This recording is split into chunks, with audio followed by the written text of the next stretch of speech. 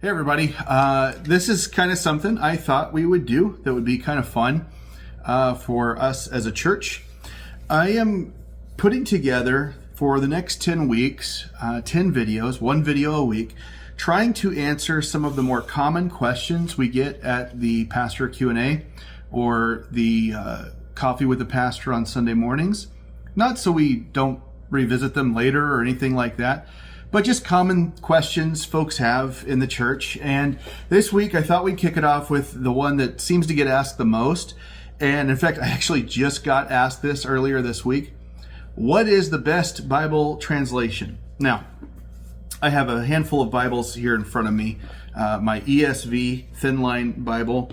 I have an NLT Bible. This is one Every Man's Bible, and inside there's other little articles and things you can find in there. It's kind of a study Bible, and it's nice and it's handy, and it's the NLT. And the NLT is not one of my favorite translations.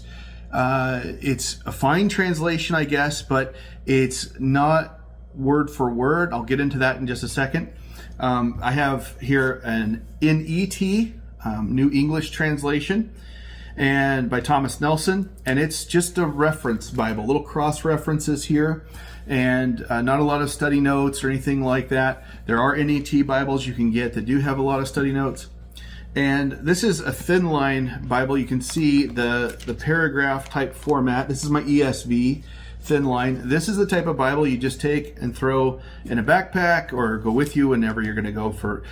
I wouldn't really necessarily preach from this Bible, though it is a good Bible to do that if that's what I want to do. This is the Bible. It may look a little familiar to those of you who come on Sunday mornings.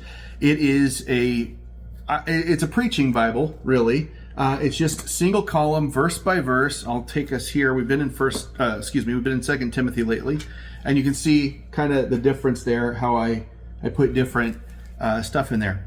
Why do I show you all that stuff? Well, because there are a lot of different Bibles today, from the King James to the Message and things like that. There are translations I would say you should avoid.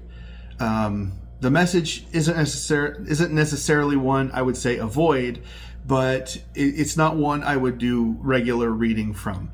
And here's why. Typically in Bible translation, you have two schools of thought. You have the dynamic equivalent and you have the formal equivalent.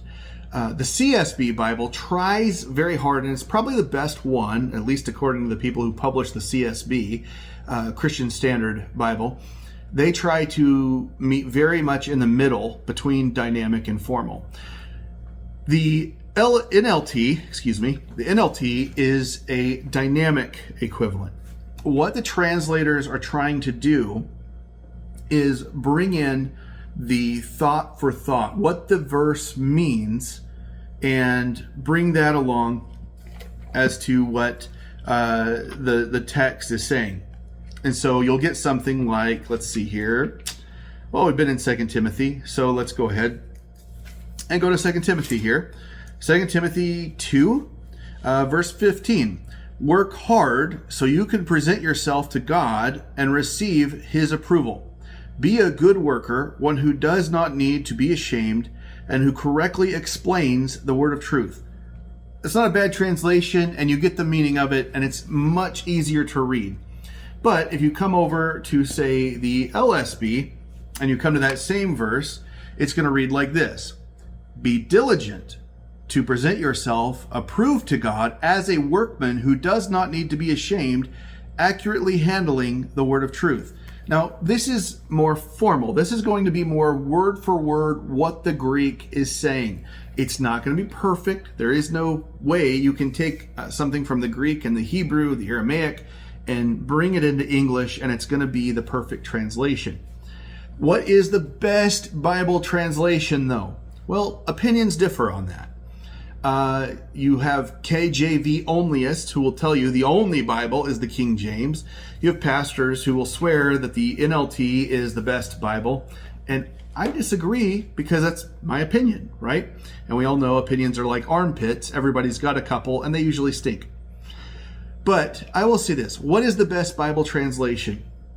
It's the one you're going to read that accurately brings you what the manuscripts, what the actual autographs, what the actual text was trying to say, and you're going to understand it, and you're going to be able to study from it, and more importantly, it's going to get into your heart, and you're going to be able to live it.